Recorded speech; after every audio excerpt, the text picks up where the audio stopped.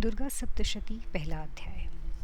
पूर्व काल की बात है। मनवंतर में सूरत नाम के एक राजा थे जो चैत्र वंश में उत्पन्न हुए थे। उनका समस्त भूमंडल पर अधिकार था। वे प्रजा का अपने ओर से पुत्रों की भांति धर्म पूर्वक पालन करते थे। तो भी उस समय कोला विद्वंसी नाम के क्षत्रिय उनके शत्रु हो गए। राजा सूरत की दंड नीति बड़ी प्रबल थी। उनका शत्रुओं के साथ संग्राम हुआ। यद्यपि कोला विद्वंसी संख्या में कम थे तो भी राजा सूरत युद्ध में उनसे परास्त हो गए। तब वे युद्ध भूमि से अपने नगर को लौट आए और केवल अपने देश के राजा होकर रहने लगे। किंतु वहां भी उन प्रबल शत्रुओं ने उस समय महाभाग राजा सूरत पर आक्रमण कर दिया। राजा का बल क्षीण हो चला था, इसलिए उनके दुष्ट बलवान एवं दुरात्मा मंत्रियों ने वहां उनकी राजधानी में भी राजकीय सेना और खजाने को हथिया लिया। सूरत का प्रभुत्व नष्ट हो चुका था, इसलिए वे शिकार खेलने के बहाने घोड़े पर सवार हो वहां से अकेले ही एक घने जंगल में चले गए। वहां उन्होंने विप्रवर मेधा मुनि का आश्रम देखा, जहां कितने ही हिंसक जीव परम शांत भाव से रहते थे। मुनि के बहुत से शिष्य उस वन की शोभा बढ़ा रहे थे। वहां जाने पर मुनि ने उनका सत्कार किया। राजा सूरत कुछ काल तक मुनि के आश्रम में ही रहे, किंतु वे सदैव चिंतित रहते और मन ही मन सोचते, पूर्व काल में मेरे पूर्वजों ने जिनका पालन किया था वही नगर आज मुझसे रहित है।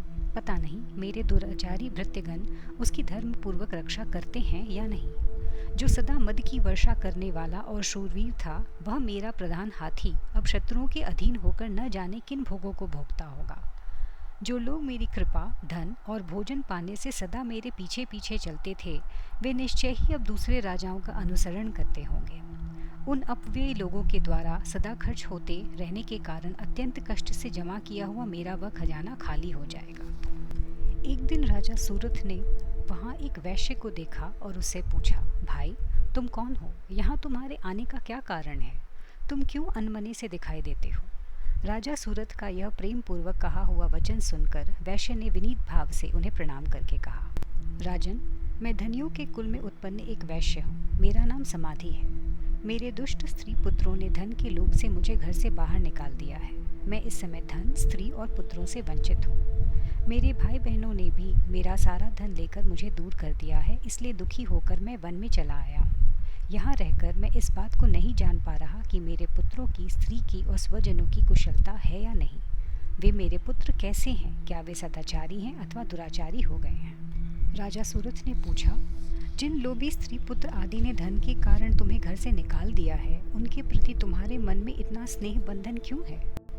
वैश्य ने उत्तर दिया, आप मेरे विषय में जैसी बात कहते हैं वह सब ठीक है, किंतु क्या करूं, मेरा मन निष्ठुरता नहीं धारण करता। जिन्होंने धन के लोभ में पड़कर पिता के प्रति स्नेह, पति के प्रति प्रेम तथा आत्मीय जन के प्रति अनुराग को तिलांजलि दे मुझे घर से निकाल दिया है, उन्हीं के प्रति मेरे हृदय में इतना स्नेह है। उनके प्रति मेरा मन निष्ठुर नहीं हो पाता, इसके लिए क्या करूं? इसके पश्चात राजा सूरत और समाधि साथ साथ मेधा मुनि के आश्रम गए। राजा ने मुनि से कहा, भगवान, मैं आपसे एक बात पूछना चाहता हूं, उसे बताइए। जो राज्य मेरे हाथ से चला गया है उसमें और उसके संपूर्ण अंगों में मेरी ममता बनी हुई है। मुनि श्रेष्ठ, यह जानते हुए भी कि वह अब मेरा नहीं है, अज्ञानी की भांति मुझे उसके लिए दुख होता है। यह क्या है? इधर यह वैश्य भी घर से अपमानित होकर आया है। इसके पुत्र, स्त्री और भृत्यों ने इसे छोड़ दिया है। स्वजनों ने भी इसका परित्याग कर दिया है, तो भी यह उनके प्रति अत्यंत हार्दिक स्नेह रखता है। इस प्रकार यह तथा मैं दोनों ही बहुत दुखी हैं। हम दोनों समझदार हैं, तो भी हम में जो मोह पैदा हुआ है यह क्या है? ऋषि बोले, पशु, पक्षी और मनुष्य सभी समझदार होते हैं। यह सब भगवती महामाया का प्रभाव है, जिससे सभी प्राणी ममता के भंवर में उलझकर मोह के गर्त में गिरते हैं। उनसे यह समस्त जगत मोहित होता है। वे भगवती महामाया देवी ज्ञानियों के भी चित्त को बलपूर्वक खींचकर मोह में डाल देती हैं। वे ही इस संपूर्ण चराचर जगत की सृष्टि करती हैं तथा वे ही प्रसन्न होने पर मनुष्यों को मुक्ति के लिए वरदान देती हैं। राजा ने पूछा, भगवान, जिन्हें आप महामाया कहते हैं वे देवी कौन हैं? उनका आविर्भाव कैसे हुआ तथा उनके चरित्र कौन कौन हैं? ऋषि बोले, राजन, वास्तव में तो वे देवी नित्य स्वरूपा ही हैं। संपूर्ण जगत उन्हीं का रूप है तथा उन्होंने समस्त विश्व को व्याप्त कर रखा है। तथापि उनका प्राकट्य अनेक प्रकार से होता है। वह मुझसे सुनो। यद्यपि वे नित्य और अजन्मा हैं, तथापि जब देवताओं का कार्य सिद्ध करने के लिए प्रकट होती हैं, उस समय लोक में उत्पन्न हुई कहलाती हैं। कल्प के अंत में जब संपूर्ण जगत एकार्ण वन में निमग्न हो रहा था और सबके प्रभु भगवान विष्णु शेषनाग की शया बिछाकर योग निद्रा का आश्रय ले सो रहे थे, उस समय उनके कानों के मैल से दो भयंकर असुर उत्पन्न हुए, जो मधु और कैटभ के नाम से विख्यात थे। वे दोनों ब्रह्मा जी का वध करने को तैयार हो गए। भगवान विष्णु के नाभि कमल में विराजमान प्रजापति ब्रह्मा जी ने जब उन दोनों भयानक असुरों को अपने पास आया और भगवान को सोया हुआ देखा, तब एकाग्रचित्त होकर उन्होंने भगवान विष्णु को जगाने के लिए उनके नेत्रों में निवास करने वाली योग निद्रा का स्तवन आरंभ किया, जो इस विश्व की अधीश्वरी, जगत को धारण करने वाली, संसार का पालन और संहार करने वाली तथा तेज स्वरूप भगवान विष्णु की अनुपम शक्ति हैं। उन्हीं भगवती निद्रा देवी की भगवान ब्रह्मा स्तुति करने लगे।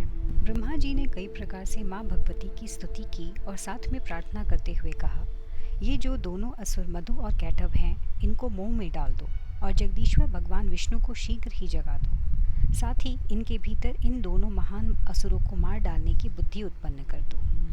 जब ब्रह्मा जी ने वहाँ मधु और कैटभ को मारने के उद्देश्य से भगवान विष्णु को जगाने के लिए तमोगुण की अधिष्ठात्री देवी योग निद्रा की इस प्रकार स्तुति की, तब वे भगवान के नेत्र, मुख, नासिका, बाहु, हृदय और वक्ष स्थल से निकलकर अव्यक्त जन्मा ब्रह्मा जी की दृष्टि के समक्ष खड़ी हो गईं। योग निद्रा से मुक्त होने पर जगत के स्वामी भगवान जनार्दन उस एकांड वन के जल में शेषनाग की शैया से जाग उठे। फिर उन्होंने उन दोनों असुरों को देखा। वे दुरात्मा मधु और कैटभ अत्यंत बलवान तथा पराक्रमी थे और क्रोध से लाल आंखें किए ब्रह्मा जी को खा जाने के लिए उद्योग कर रहे थे। तब भगवान श्री हरि ने उठकर उन दोनों के साथ 5000 वर्षों तक केवल बाहु युद्ध किया। वे दोनों भी अत्यंत बल के कारण उन्मत्त हो रहे थे।